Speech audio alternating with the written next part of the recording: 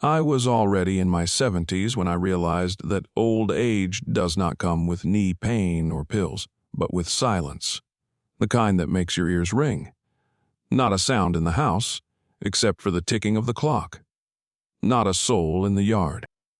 Only the neighbor's cat occasionally rubbed against the door, and then one day Miriam knocked on my door. I knew her superficially. She lived 2 houses over, about 50 years old, with a short haircut and those green eyes of hers, like a predator. I often saw her carrying bags from the store or taking out the garbage from someone else's yard. She is, everywhere. Not a bad person, but not a saint either. That day she brought me chicken broth in a thermos. She said, "You shouldn't be alone. I saw the ambulance last week. Have you recovered yet?" I nodded. Yes, it was a bit bad. I had pressure, my head was spinning, and I fell down near the fridge. But the paramedics only hinted that I should get more rest. Miriam sat down on a stool across from me, without being invited. She looked around. "Ida, everything here is so cozy but lonely. You're alone, right?" I shrugged. "My niece calls from time to time," I said. "She just smiling. A phone is not a person. I was thinking that I could help you with household chores. Put the kettle on, bring something from the pharmacy, do something around the house. I'm right here, next door." I didn't know what to say. On the one hand, it was nice that someone had paid attention. On the other hand, I've never liked it when someone meddles in my business. But I thought maybe it's really better to see someone at least once in a while. The next day she was at the door again. With pies. Then again with a bucket and a rag. She said, "It's only for my pleasure."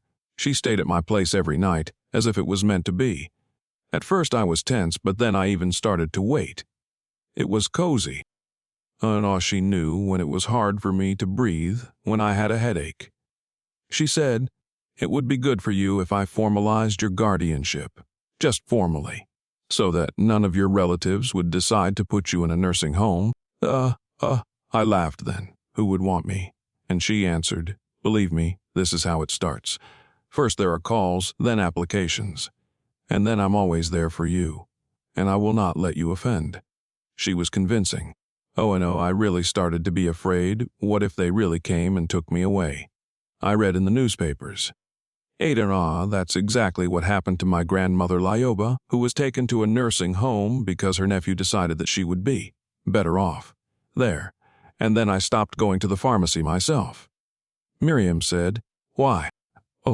Sit here. I'll do everything." She started cleaning everything in her own way. She arranged my things as she saw fit. She even changed the curtains. They were depressing. And my husband gave me those curtains before he died. I was silent. It was strange to argue.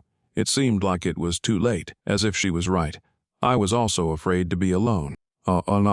Because I already knew what it was like to fall to the floor and lie there for an hour, waiting for the dizziness to pass. One morning I woke up and Miriam was already in the house, with the key. I didn't remember giving her a duplicate. She said, "But you gave it to me. When you were sick, do you remember?" You said. "Take it, because I might make it to the door." I didn't remember. Maybe I did. My memory has been failing me lately. Or maybe I just didn't want to remember. She started asking about my documents. "Where is your passport? Where is your certificate of ownership? You should keep them in one place. I can make copies in case something happens. In case you lose them." I didn't say anything again. I lay on the couch, listening to her housekeeping, her gentle sides. "You can't be alone, It's dangerous. You are like my mother. Would I leave my mother alone?" Then I felt anxious. It was like something was spinning inside me. But at the same time, I felt ashamed. I was older. I should be smarter. But is it wisdom when you want to believe? When you reach out for at least some warmth? Miriam sat with me for a long time that evening. She told me how she grew up without a mother, how she took care of her old grandmother. Her eyes were sparkling. I looked at her and thought, am I really lucky? Before she left, she said, "Tomorrow my notary friend will come by. We'll just prepare the documents so that everything is correct. I don't want you to be offended. I will take care of you. Then. And I said, okay. And then I lay there all night and couldn't sleep. The house was quiet again. Too quiet, but now this silence was no longer mine. I've always been scared of papers. As soon as I see a stamp or a seal, my head goes foggy. Especially after my husband's death, when everything fell on minorities, tax authorities, and these damned certificates. I told myself never again, but that morning, when Miriam came not alone, but with a man in a dark jacket and a briefcase, I just quietly sipped my tea and sat up straight. "This is Mr. Valentine," she said, "a friend of mine. He is very delicate. He'll just explain how best to arrange everything so that you won't be disturbed. I promised you that I would take care of you." I didn't like Valentine. His smile was slippery. His eyes wandered around the room, as if he was studying the situation, not listening to me, but counting up the cost of everything. But Miriam is there, gentle, with a pie in her hand, pouring tea, whispering, "Don't worry, it's just a formality." While she was fussing in the kitchen, Valentine took out some forms. A guardianship is like giving someone permission to help you. If something happens, they have the right to make decisions. A hospital, a bank, a utility bill, it's nothing. Without this, it's bureaucracy and hassle. And with a document, you have peace of mind. He said it as if I was already half dead. I looked at these papers and remembered how last week I could open a jar of cucumbers on my own. And how I fell out of bed at night and my leg was twisted. It was good that my phone was under my pillow. Miriam came running in 2 minutes. "I'm not imposing," she said at the time. "I just want you to feel better. And I want to feel better. You know I'm not doing this for profit. I feel sorry for you. You are like a mother to me." And again these words. Like a mother. And who doesn't want to have a daughter, even if not their own, but a caring one? I signed it. Without reading it, Valentine squeezed my hand as if we were making a deal to sell the apartment, not to get custody. From then on, Miriam began to behave differently. She still made me soup, changed my bed, bought me pills. But the tone was different. Less questions, more instructions. Put on warm socks. I don't want you to catch another cold. Don't eat that. You can't have fried food. You can't go for a walk today. It's too cold. At first I was even happy someone finally cares. But over time, it was no longer care, it was control. One day I was going to the pharmacy by myself. I took my wand, got dressed, and suddenly Miriam was on the doorstep. She stood there like a stone. "Where are you going?" "To the pharmacy. I want to go by myself." "You can't go alone. It's not safe. You're under my care. I am responsible for you. If you fall or something happens, I will be blamed." "Anna." I was confused. I really wasn't that fast anymore. But I wasn't disabled. I could do it myself. But she looked at me with pity, and I went back to the room. I sat down like a schoolgirl caught playing hooky, and a week later she said, "I think you need a power of attorney. For me, just for banking. You already trust me, don't you?" I was silent. "Sometimes you need to pay something, gas, electricity, and you're worried, standing in lines. I'll do everything myself. Don't worry." I signed, again without reading it, and then I noticed that money was disappearing from the card. It didn't seem like much, but still, I was worried. I asked Miriam, "Did you buy anything with my card?" She laughed. "No way. Maybe a utility bill. I paid for it. I can show you the receipts." "Don't worry," I nodded. And then I was ashamed of myself, as if I had suspected my own child of stealing. And another phrase that started to sound often. I could live my own life. But I am here with you. What would you do without me? Allah. And this phrase contained everything: reproach, pity, resentment, and a demand to be grateful. And I really couldn't imagine what it would be like without her. One day I woke up and there was no box of money in my closet. The one where my husband and I kept it for a rainy day. I didn't tell her where it was. At least I don't remember, but I could have told her. When I was under pressure, when she said, "Let me put everything in its place, you have a mess." And I just sat there and was silent. I asked, "Have you seen the box, the one with the pattern, where my letters were?" She didn't even blink. "No. Maybe you put it away yourself." That evening she brought me a sedative. She said, "You must not overexert yourself. You are under my care. I have to take care of you. I will take care of everything else. You just need to rest." And I laid down. Again, like an obedient grandmother. The sedative tasted a little bitter on my tongue. But I didn't ask anything anymore, because I knew that she was in charge now. All I wanted was a little warmth and silence in my old age. Not to be disturbed, not to shout, not to look for profit in my every word. And when Miriam first said, "Thank you for trusting me," I felt good. Sincerely. As if I had really done something important. But this gratitude was not just words, it had a price. A week after all the formalities were completed, Miriam came with a package.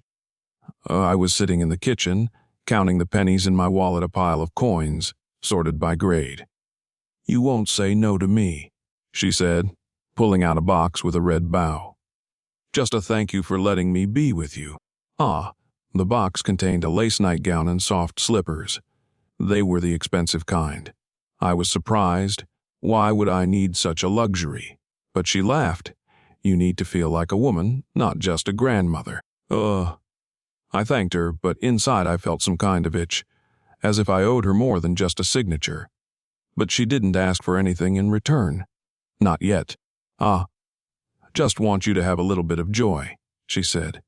"Because who else will think of you if not me?" And I kept telling myself that it was just caring. It was just care. But then there were more gifts. Then a new curtains. Or, "Yours are already faded, like all old things in life. Let me make you a new cozy home." Next came an electric kettle.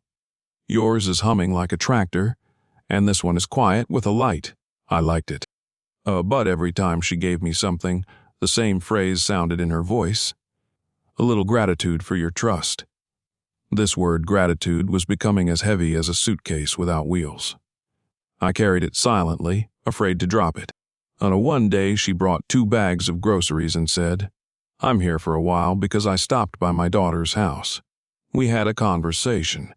A difficult one. She has a loan, and her husband screwed up again. I don't tell her, but without you, I wouldn't have made it through these months. I was silent. I didn't understand what she was talking about. But then she adding, "I was thinking, maybe you could give me some cash.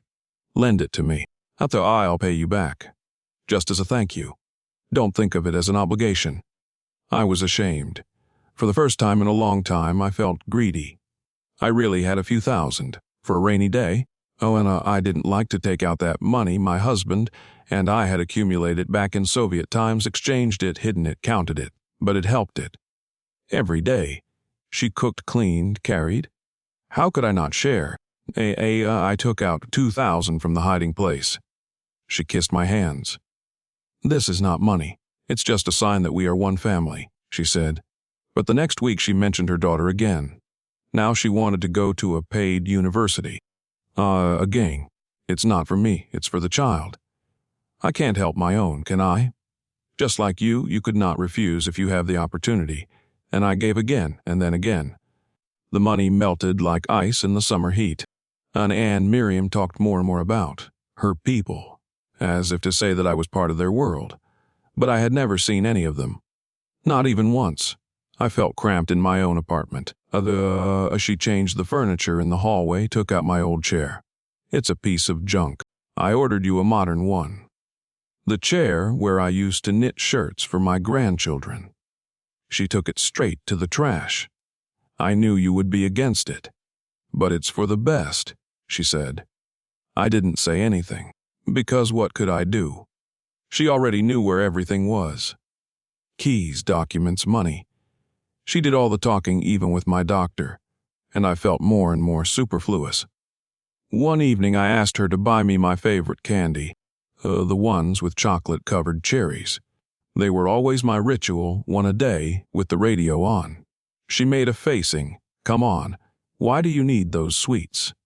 They're bad for you, and you don't have much money anymore." You realize that we are now on a joint budget.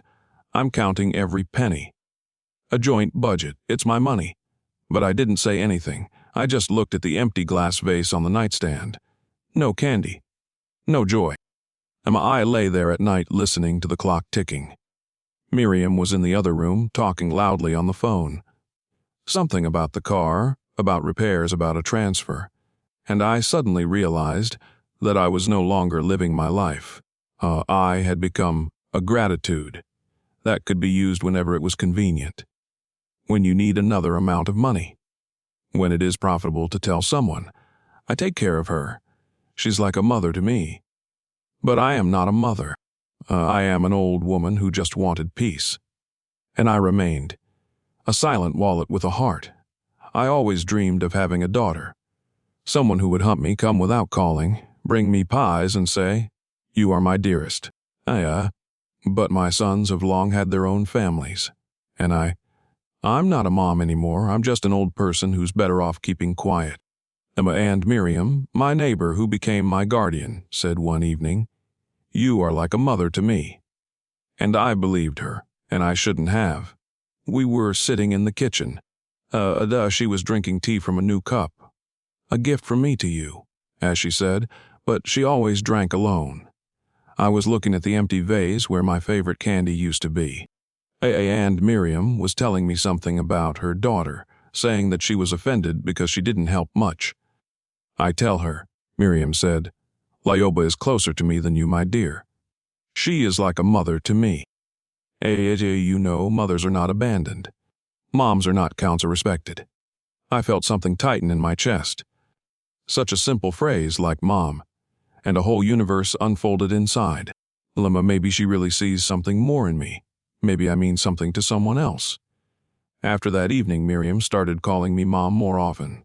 Not constantly, but between the lines. "Mom, why are you sad?" "Oh, and I would be lost without you, Mom. Your wisdom is what I've been missing all my life." These words were like honey. But sweet honey sticks to your hands, and then to my pockets. One day she brought a tablet. "I installed a banking app for you. Now everything is convenient, see. Here is your pension. Here are our expenses. Ours." She didn't even ask for permission. She just showed the screen and moved her finger. "This is the utility bill. This is the groceries. This is what I put aside for insurance, because you know you don't want to risk anything anymore."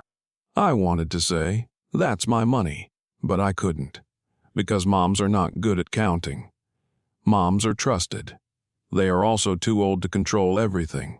Familiar things started to disappear. My old set. I gave it to my friend. She collects antiques. Books, I gave them to the recycling center. They were collecting dust. She even took a photo of her husband out of the frame. The frame is beautiful. I'll put a photo of my daughter in it. It will be like a family. And I couldn't say anything. She said, "You are like my mom." And mothers are patient. They realize that young people know better. Her friend stopped coming over. Miriam always said that, "I need to rest." She often kept her phone with her because you forget where you put it. Once I saw her answering it instead of Meg. "Yes, Lyoba can't make it now. She's sleeping." And at that moment I was knitting. I had no intention of sleeping, but it was obviously more comfortable for her. And one evening I asked her about her pension. Did it come? Was everything okay? Miriam looked at me as if I had offended her. "Mom, come on, don't you trust me? It's just money. You and I are one. You are closer to me than anyone else." And I looked down. I felt ashamed. But for the first time, I was also afraid. Because there was something else in her eyes. Not tenderness, not resentment. It was anger, cold as ice. The next day, she brought me a new robe. It was nice, soft, with a tag. "I want you to know that I still care. But don't hurt me with words of distrust." And again, a gift instead of a response. And again, a soft veil that covered everything: control, restrictions, and silence. I tried to call my son. The phone was on silent. When I picked up the phone, there was no signal. The next day, she brought another device. That one is old, this one is more convenient. But you remember, Mom, don't trust anyone. People are cruel. And again, the same song. I am the only one who cares about you. You are like my mom. And Amma, I do everything out of love. But a mother is not a wallet, not a signature in the registry, not a tool for access to the apartment. At night, I would sit on the windowsill and look at the windows of other people's apartments. Someone was having dinner, someone was laughing, someone was asking a child for a bedtime story, and I thought no one reads me fairy tales. No one asks me what I want. They just love me, in their own way, silently, manipulatively, or in limited way. And the worst part is that I allowed it, because I wanted to be needed so badly. To be someone, at least someone, even a mom. Have you ever seen your life disappear from your living room? Not things, not furniture, but life itself, from photo albums, from your wallet, from the phone book. Silently, calmly, under the guise of goodness. Everything seems to be in its place, but you can feel that something is wrong. I realized even then that Miriam was up to something. I just didn't know how far she was willing to go. It started with morning coffee. "Mommy, you shouldn't go out today. It's slippery outside," she said gently, moving my slippers closer to the bed. I only wanted to go to the pharmacy. I tried to justify myself. Why, if I've already bought everything? "You rest. You are my darling. I have 100 years to live with you." I smiled, but inside I felt that she wanted me not to go anywhere. And it's not about caring. It was about control. My banking app disappeared from my tablet. When I asked her where it was, Miriam answered dismissively, "What do you care about that app? I am the guardian. Everything is under control." "You don't even remember your passwords." I was silent. I did remember the passwords. I was just afraid the next time she would not just delete the app, but throw away the tablet. One day, Miriam dressed me in my best dress, the one I was saving for the holidays. "Ada, Mommy, we're going to do something serious today. Do you trust me?" "Yes," I mumbled, although there was already a lump in my throat. We went to the notary. In the car, she kept repeating herself. "It's just a formality, nothing serious. Now the laws are like this: without papers, you are nothing. And this way everything will be protected. I'm not going to leave you. I am your daughter." Well, almost. The notary greeted us cordially. "The documents are ready," he said. "Mom, sign here and here. It's just to register the property in my name so that there are no problems if something suddenly happens."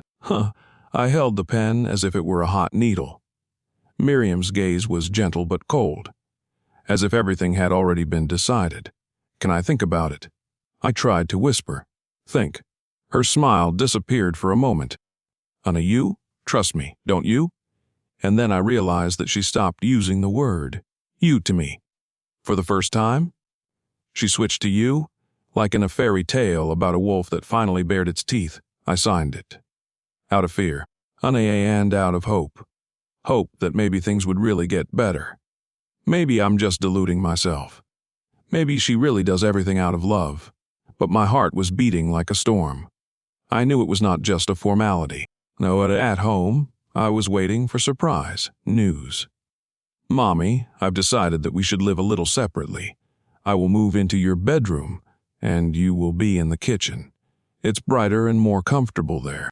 And close to the bathroom. I nodded silently, but everything inside was cracking. My bed, my pillows, my blanket, nothing was mine anymore. That evening, my younger son called. I heard it ringing because the new phone was in the drawer. But Miriam came first. She's sleeping. In general, it is better not to disturb her often. She has a weak heart. And she doesn't understand many things anymore. "Elika." I stood behind the door. And for the first time I was called the one who doesn't understand. A few days later, I accidentally met Mrs. Hannah on the stairs. She looked at me sympathetically. "Lioba, you look well. But tell me, is it true that you sold the apartment to Miriam? She said it was a gift, that you had already decided everything yourself." I almost lost my balance. A gift? I didn't sell anything. "Why not?" She already said she was planning to renovate the place. She said it would be a nursery for her granddaughter. "You won't last long anyway," she said. I returned home and lay down on the kitchen couch, as if it was really my bed. My head was buzzing. The gift, the apartment, the renovation, a granddaughter. She won't last long. It was a plan, a clear plan, step by step. And I am not a mother, a grandmother, not a person in it. I am a resource. An apartment, pension, trust. I lay there and thought, why did I sign? Why did I believe him? But probably not because of weakness, but because of hope. Because you want to believe that someone still sees you, that you are not a shadow, that the words "you are like my mother" are not a trap. But the trap worked. And now the only thing left to do is to figure out how to get out. Because the plan is already in place, and I'm just an item in the property column. Just imagine you walk into your living room and there are other people's suitcases, other people's slippers on the doorstep, and other people's children's toys. And not just anyone's, but someone else's toys that were put there on purpose. And without asking you. Because you are not the owner here anymore. That morning I woke up to a strange smell. Not my soap, not coffee, not Miriam's perfume. Something new, pungent. Chemical, like an air freshener trying to overpower the smell of rat poison. I got up and went to the bathroom. The door was open. I could hear someone scratching themselves inside. "Miriam?" I asked cautiously. "No, it's Lila." The voice from the bathroom was neither hers nor mine. A woman stood in the kitchen. Emma, younger than Miriam, with disheveled hair, wearing my yellow bathrobe. "Oh, good morning," she smiled. "You must be Lioba. I'm Lilia. I'm Miriam's cousin, niece. We're going to stay here for a while, if you don't mind." Just for a while. Until May. The calendar said March. I went back to my room. I took a blanket. I didn't know what to do. I went to the balcony where my old chair was still there. I sat down. Miriam returned only an hour later. She was cheerful with bags. "Mom, surprise!" "Why are there other people's things in my house?" She paused for a moment, but immediately went on the offensive. "This is Lilia. She's going through a difficult time. Her husband threw her out, and she has nowhere to put her child. You've always been kind, and we have plenty of room. This is my apartment."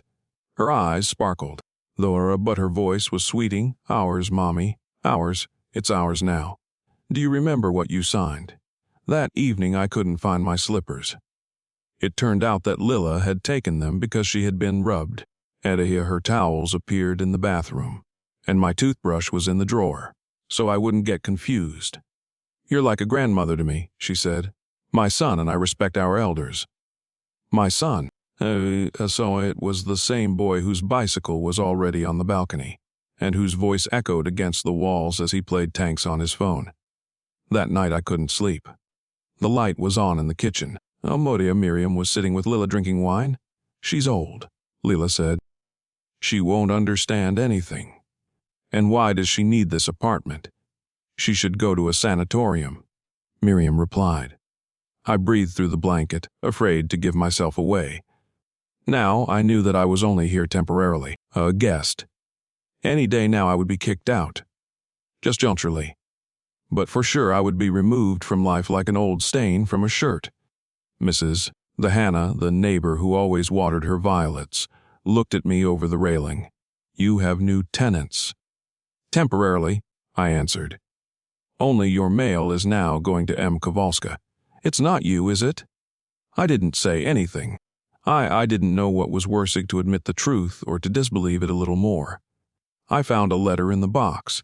It was from the bank, with new information about the trustee. Miriam's name was on it. I went to my room. There I took my old bag. There under the lining was still a photocopy of my passport, old notes, and my son's number, Ollie. From abroad, I had to call him. But he's busy, the fear whispered again. He doesn't have time for you. Don't humiliate yourself, you're strong. You were. I looked at my closet. My jacket was still there. The rest was taken to the pantry. Because we need a place for children's things. And I asked myself, when did it all start? And why did I keep silent when it was still possible to change something? And the worst thing is why they are so sure that I am no longer anyone. Why are there other people's things here? I asked out loud one day. Vito and Leela answered without batting an eye, because this is our home now. And you better get used to it. But I wasn't getting used to it. I was learning. Not how to accept, but how to act. Because if I've already been written off, it's for nothing. I am still alive. And I will remember how to fight calm down. Carefully. But to the last, when your own belongings are in boxes and your name disappears from the documents, the worst thing is not the betrayal. The worst thing is the moment when you catch yourself thinking, maybe I'm really not needed anymore. That day began quietly. Too quietly. I got up, but there was no one in the kitchen. Lila and the baby, as it turned out, were spending the night somewhere with friends, and Miriam was supposedly at work. The silence was so quiet that my ears were ringing. I made myself some coffee. I sat down in the kitchen, and then I noticed that my old kettle was missing. The one from my youth. They put in a new one, shiny but soulless. Mine was just thrown away. I shook my head. My chest tightened. It's not about the kettle. It's about everything that passes, and you're standing there like a ghost in your own house. Miss Lyubov. Abua. The woman's voice on the phone was official. Yes, I'm listening. It's from your medical institution. I think you were supposed to have a rheumatologist's appointment today. No. I wasn't told anything. How come? The appointment was changed. The new person who applied for guardianship postponed the appointment. I sat down. The cup shook in my hands. At lunchtime, I made up my mind. I went to the local clinic. A nurse met me there. You have a new guardian. We already have the documents. Now, everything is approved through her. We have no right to do anything without her permission. What about me? I asked. I'm in my right mind. The application for guardianship has already been approved, she answered, not looking me in the eye. If you want, go to court. What court? I had neither a lawyer nor the strength. I walked home in a fog. People around me were like behind glass. Cars, windows, noise, everything passed me by. I didn't ask for custody. I didn't sign anything. Or did I? But the sheet Miriam had once given me flashed before my eyes. This is just a confirmation that I can take your medication. You don't mind, do you? I signed it. Without my glasses, without reading it. And now I have this. I went to bed early that night. I just wanted to fall asleep and wake up in a world where I still exist. As a person, as a hostess, as a human being. But I couldn't sleep. I lay there listening to Miriam talking to someone on the phone in the living room. Yes, she's still here. But we will decide soon. No, the documents are ready. She doesn't understand anything. I don't understand either. How did I really didn't? How did I turn from a mother who baked a cake and gave the last of it away to a hindrance? How did I become a burden from a person who was raising a family?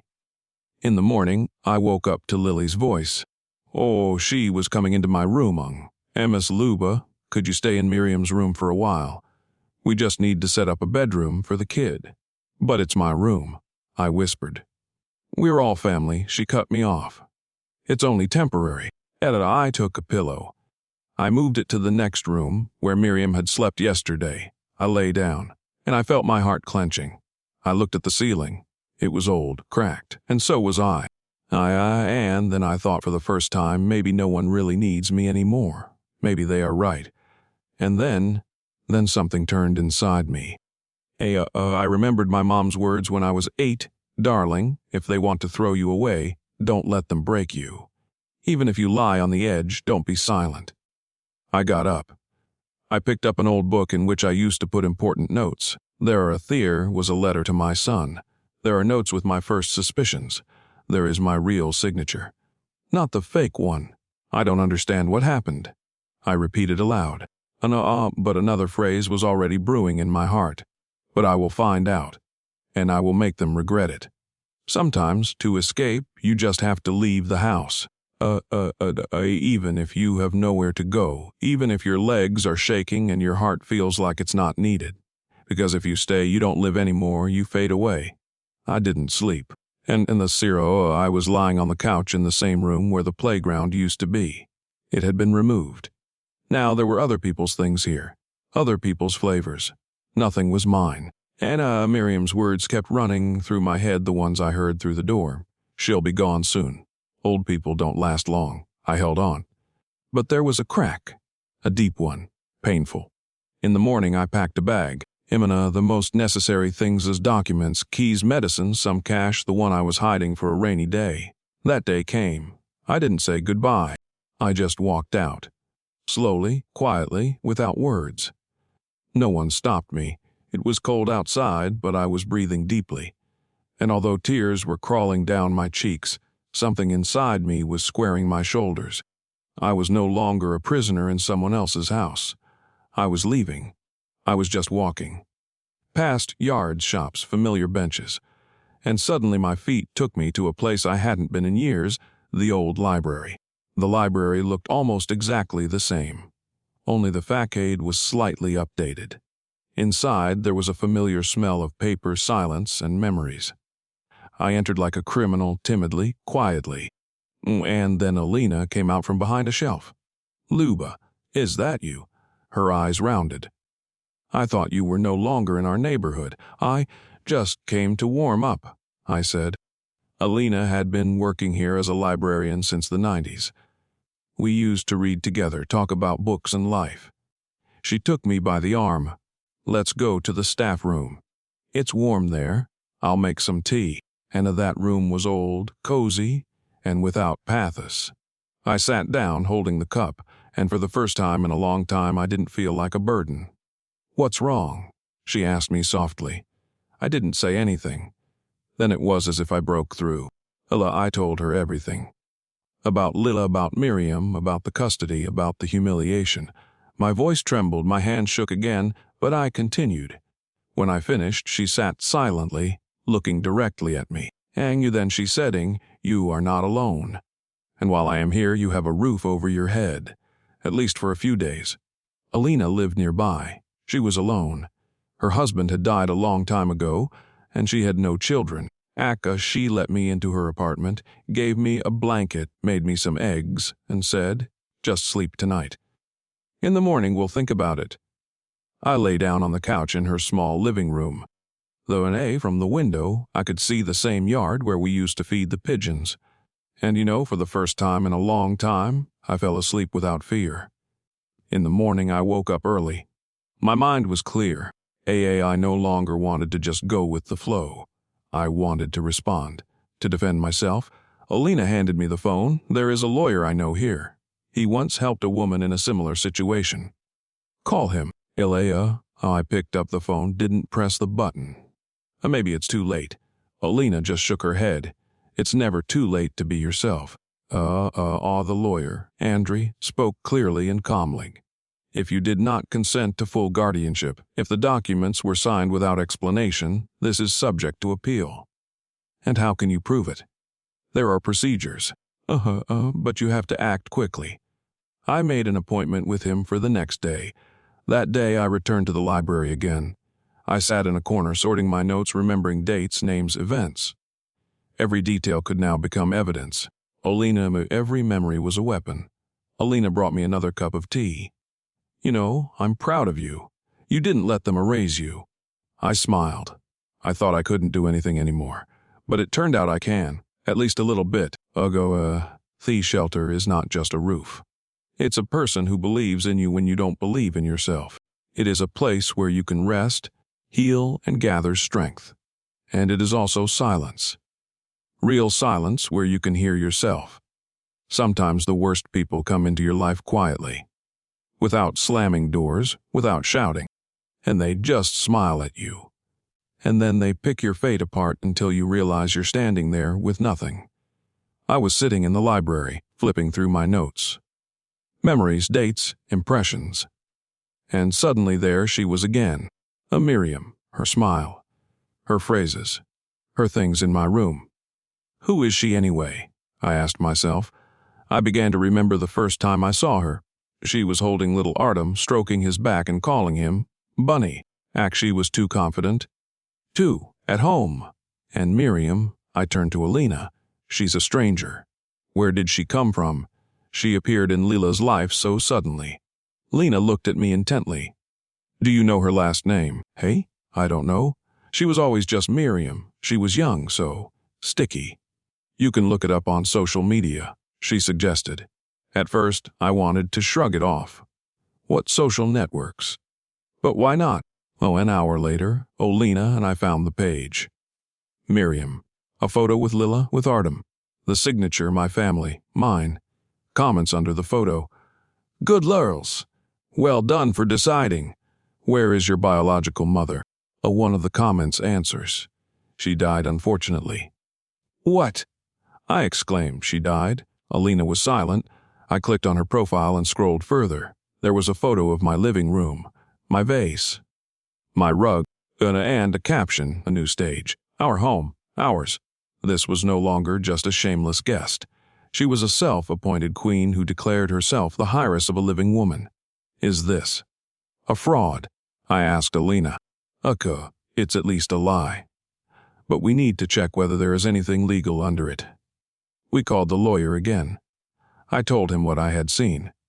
It's important to find out if this woman really appears in the documents, he said. Because if she is officially living with you, that's one situation. If she is not registered, it is another. But given the words, deceased, this is already a statement that can entail responsibility. I remember one evening, Miriam brought wine that night. Lila was drinking and laughing. You're such an actress, she said to Miriam. My mother would have thought you were an angel. And Miriam replied, I am an angel. Just a black one. At the time I thought it was a joke.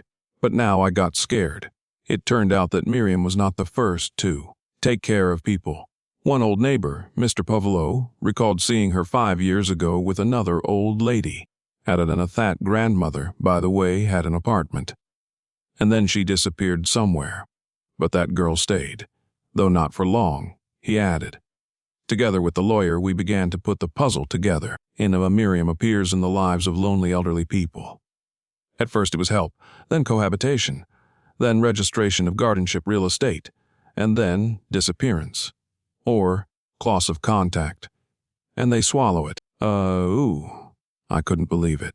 Not always, but often, because people like you are ashamed. They don't go to the police, and she takes advantage of that. I didn't just feel betrayed. I felt stupid. They were living under my nose.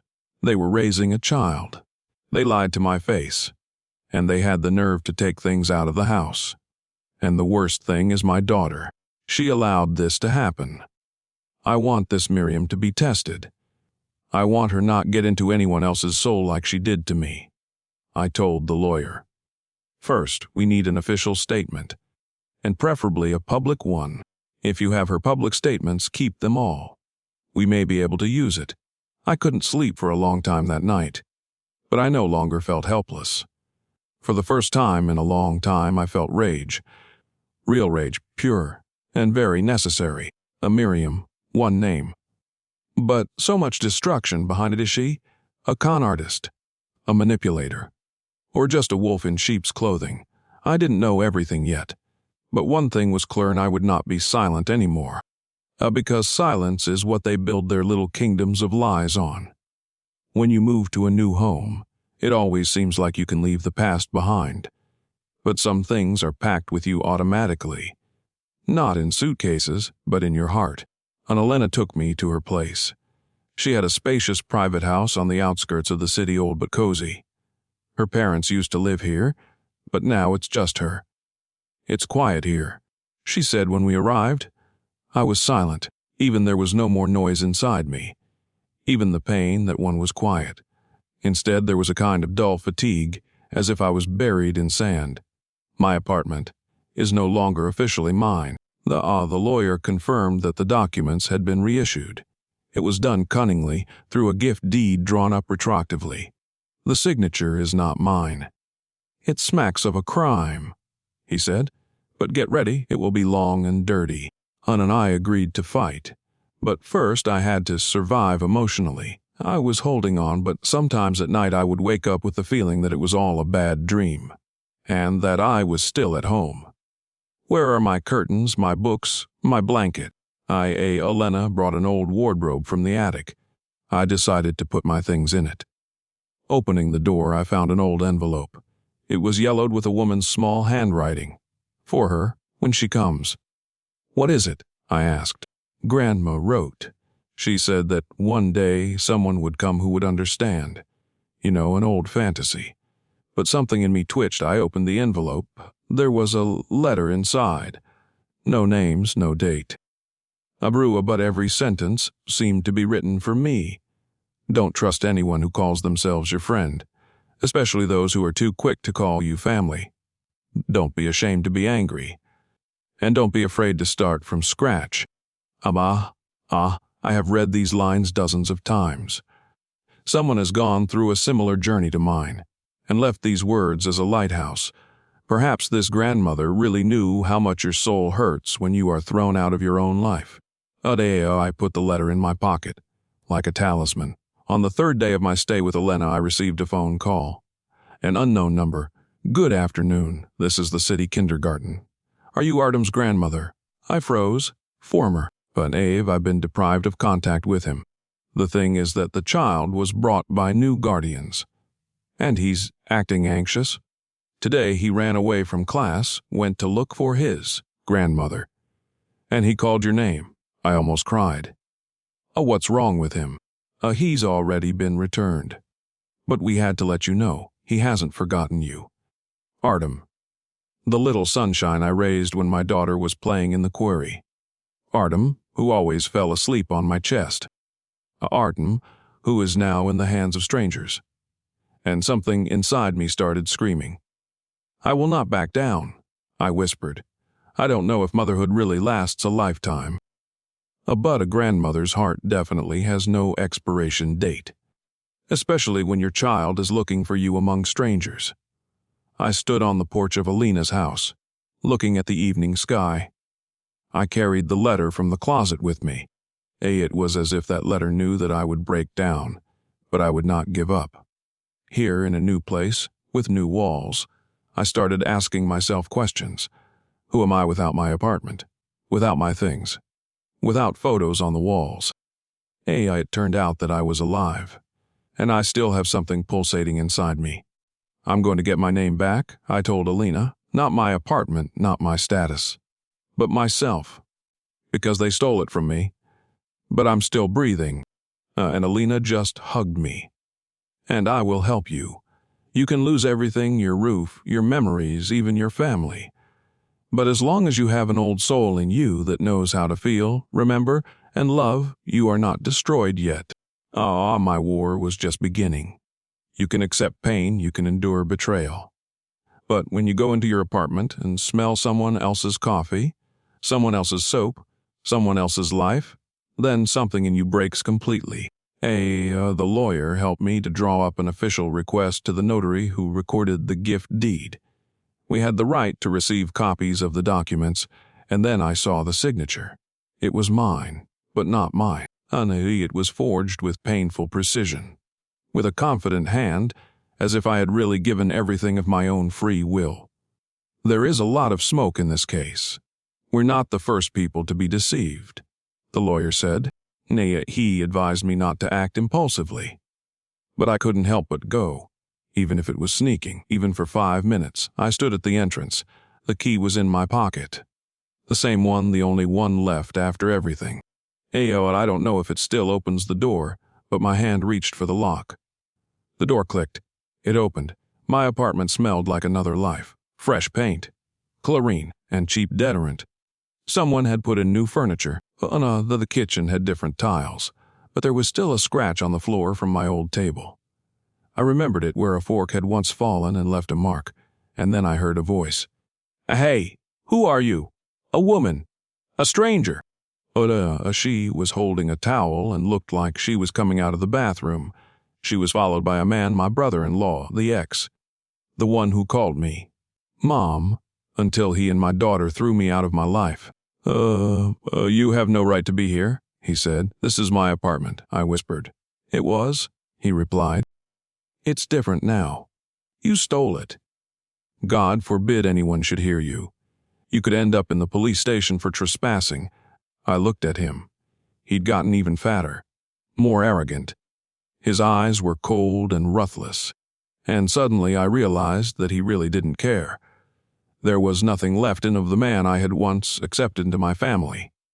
I turned around and left, without screaming, without a scene, but with a firm intention. This is not the end. The lawyer told me that we could file a complaint about the forgery of the signature, and the court would be obliged to order an examination. But it will take a long time. Psychologically, it's hard. "Do you still have the strength?" He asked.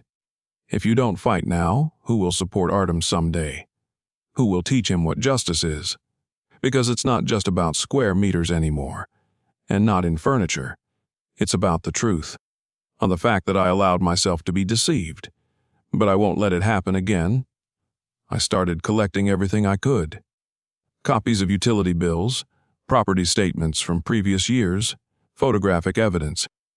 I found a neighbor from the second floor, Aunt Helena, who confirmed that I had lived in this apartment for over 30 years. "So they are yours, right?" she asked. "And this is your blood?" I just nodded. "I'll testify that we can't let this go." In the evening, I got another call from the kindergarten. "Artem draws you in every picture. He says that. My grandmother is looking for me, like in cartoons. We talked to a psychologist. You can attend the next meeting. But you need permission." From whom? From the new guardians. I'm twisted with anger. The new guardians, my own daughter. The one to whom I once gave my youth, my health. They tell everyone that I am old, crazy, unhealthy. "I will not give up," I said, "and I will prove it." The next morning, I received an envelope with a copy of the graphological examination report. The signature on the deed of gift is not mine, and this is officially recorded. The lawyer looked at me with respect. "This is a powerful argument in court." "You have a chance," I nodded. "A chance is already more than I had yesterday. The audit means that all is not lost. The apartment is still in someone else's hands, but justice is still breathing. I don't know how long it will last, but I'm going to go all the way, because there are things worth fighting for, and the soul is one of them."